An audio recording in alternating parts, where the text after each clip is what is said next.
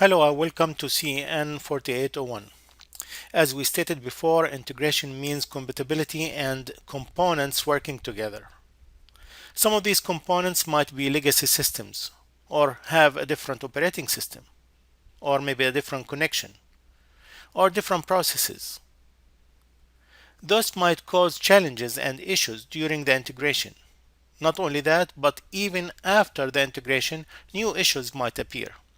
This session will address some of the general challenges and issues in systems integration. In the previous week, the module provided articles and case studies related to systems integration challenges. Those articles are provided for you as supplemental material.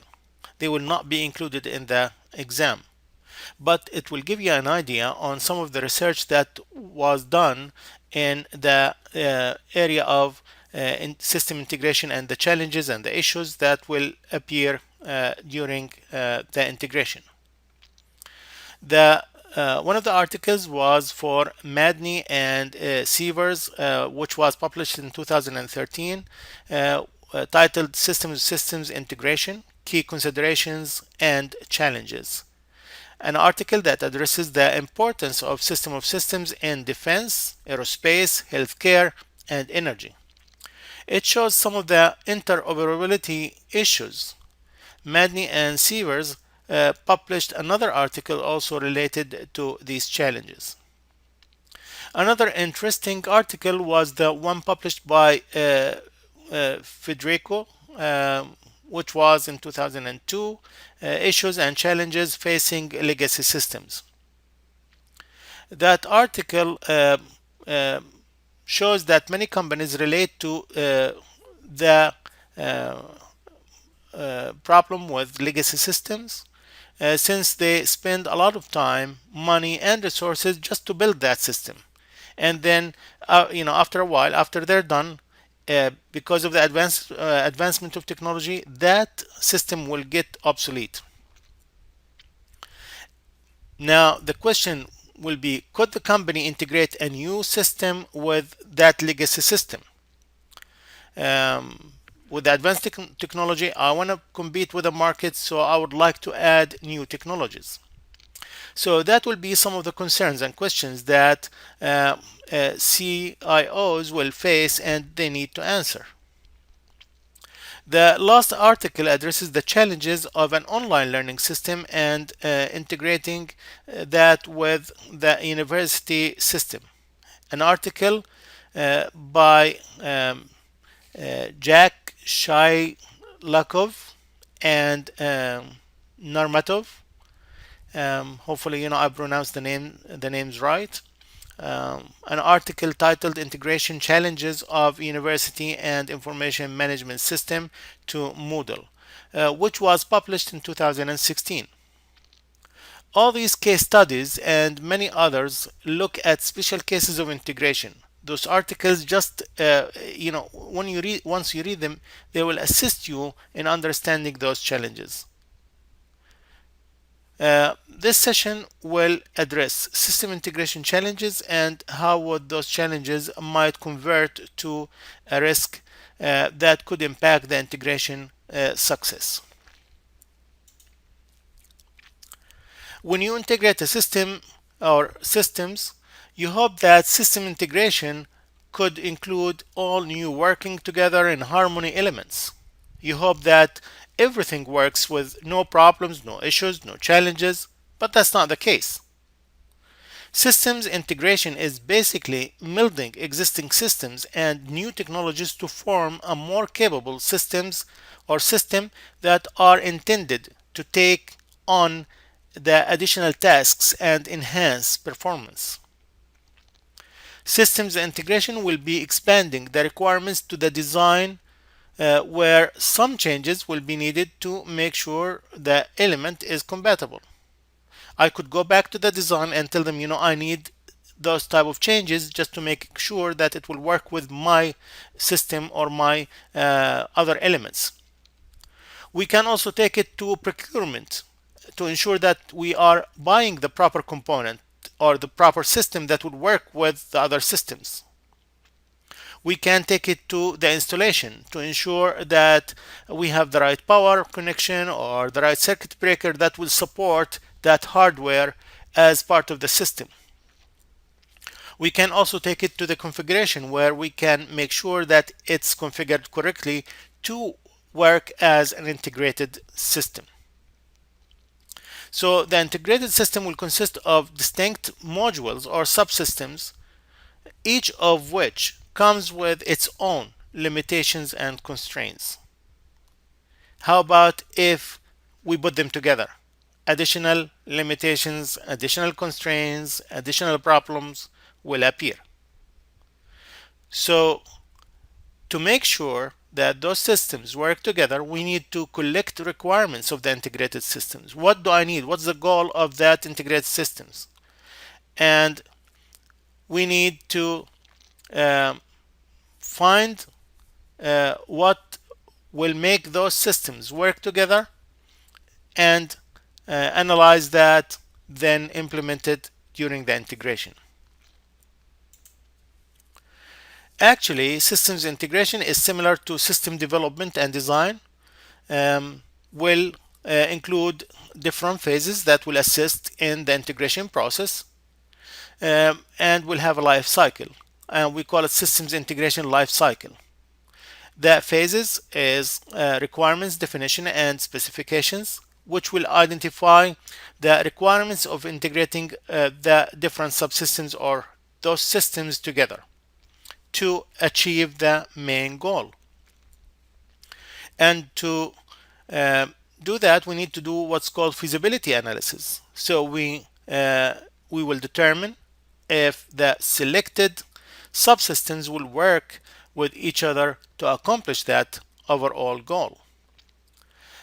As we did with the system, we can develop the graphical representation, which is the architecture for the new integrated systems, and look at the interaction between the different systems that we put together. How do they interact with each other? How do they work? And do I need to do some adjustment or not? Again, the graphical user interface or the graphical architecture, the graphical representation will guide me through the integration of that system, if it's been done right or not. Then we develop a plan to manage the technical issues and conflicts and to manage any risk that will be associated with that. After that, we do the implementation, or we go to the implementation phase, which is the phase where all the subsystems will be installed together to form the overall system of systems.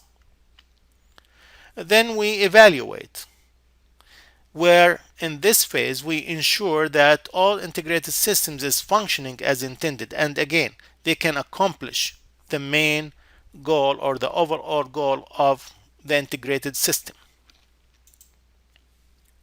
In each phase of integration, we need to identify issues associated with that phase, formulate the problem, then identify the alternative solutions.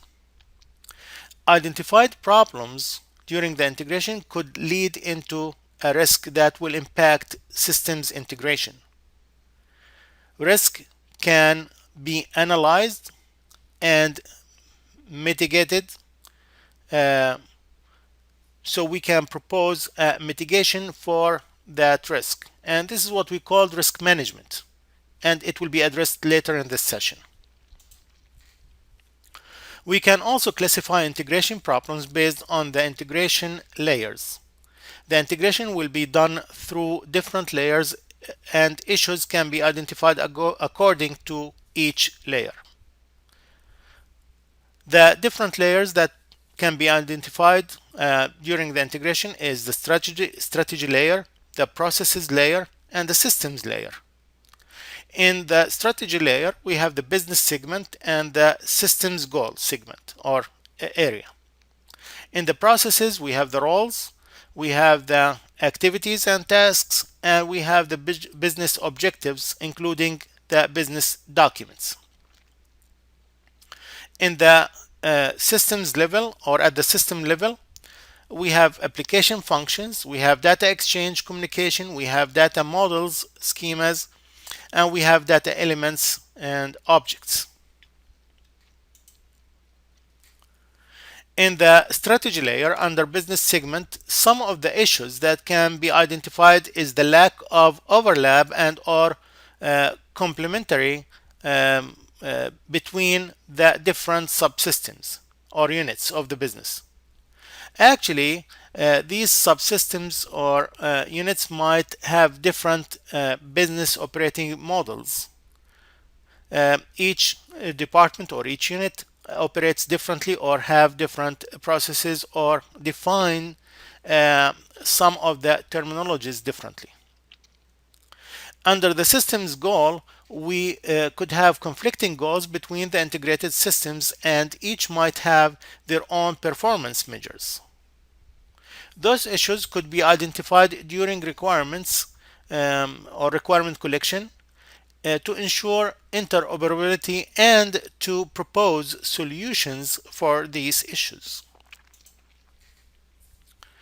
In the processes layer, we can identify the following issues.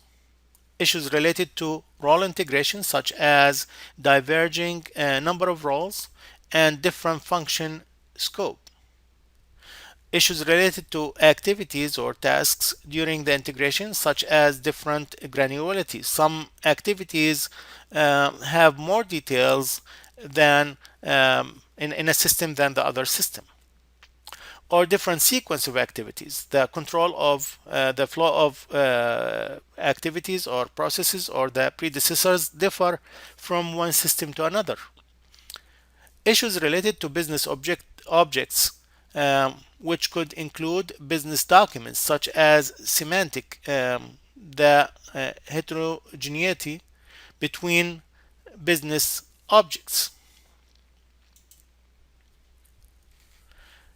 Issues that can be identified at the system layer or related to applications function, data exchange communication, data model schemas, and or data elements objects. We could see at the application functions, it could differ from one system to another, the way the application being accessed from external sources, what kind of security measures does it need. In addition, the functions details.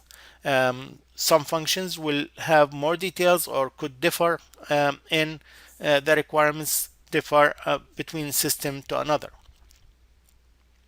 At the data exchange or communication level, there are issues that might be identified in the transmission protocols, the different protocols that will be used just to transmit the data.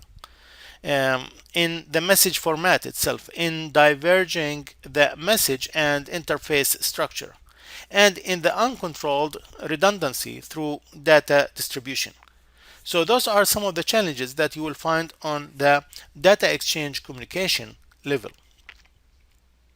At the data model or schema level, issues might appear through the differences in a data model content for each subsystem.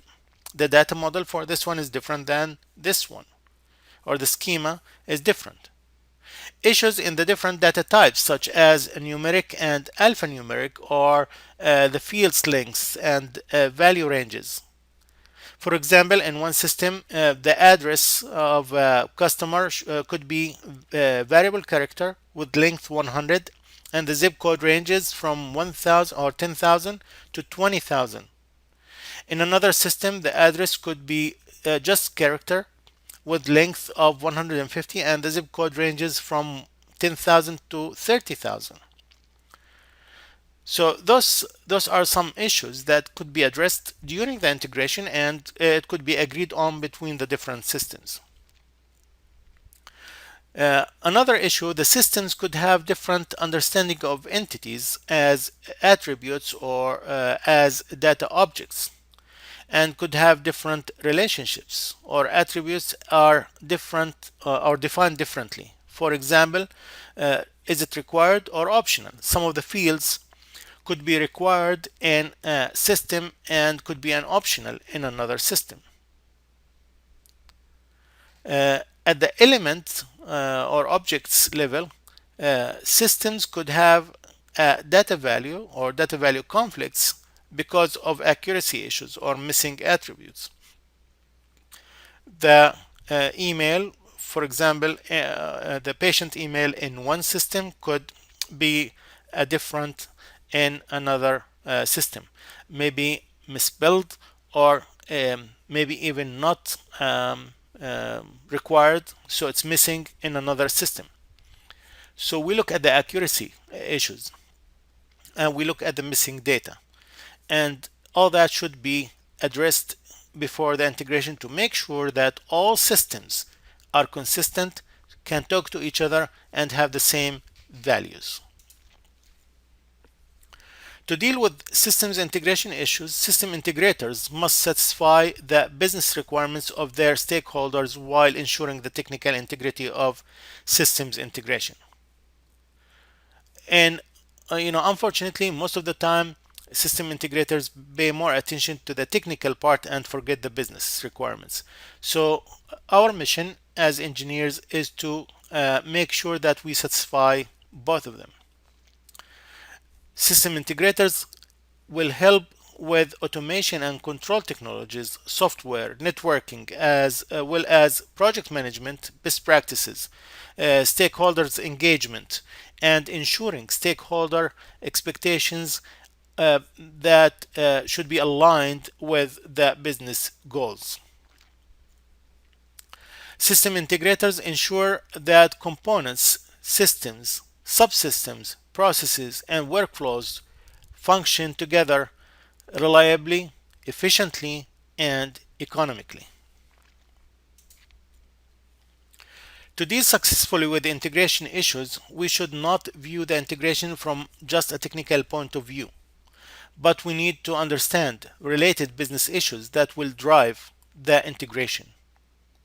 Some of the non-technical issues that we must consider early because of their effect on the integration process are material and systems resources, the reasonable time frame to design and build the activities, the adequate downtime for installation, and the sufficient time to train employees on the new system. Each of these items has one or more stakeholders whose interests can often conflict with each other and the integration requirements. Navigating these competing interests between all these stakeholders can challenge even the most experienced project manager and system integrator.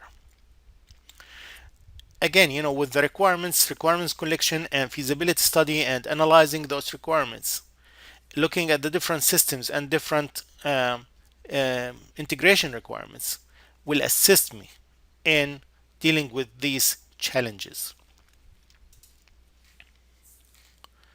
The best approach of dealing with systems integration issues is to begin with effective communications and planning. When you have a firm understanding of the business drivers, communicate your requirements early with all of the stakeholders, and you can verify and validate those requirements with the stakeholders. Then you can make sure that the integration or those issues are either reduced or eliminated. For example, identifying facilities, hardware, software requirements that will be needed during the integration process. We can communicate this with the stakeholders of these areas and then make sure that we satisfy all these requirements during the integration process. A significant challenge for all parties is the disruption caused by systems integration activities to operate or to operations during the installation. A strategy can be used to complete systems integration without disrupting current systems operations. And we talked about that before. When you do the system implementation or system integration or installing a new system, you need to look at the implementation process. How are you going to do that? What kind of strategy are you going to use?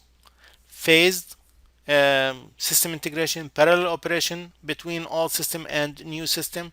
All these strategies has to be studied and we need to decide which one should be used without affecting current company's operation when we are doing the integration process. That will be all for this session. If you have any questions, you can email, you can call, or you can come in person, and I will be more than glad to assist you. Thank you and have a great day.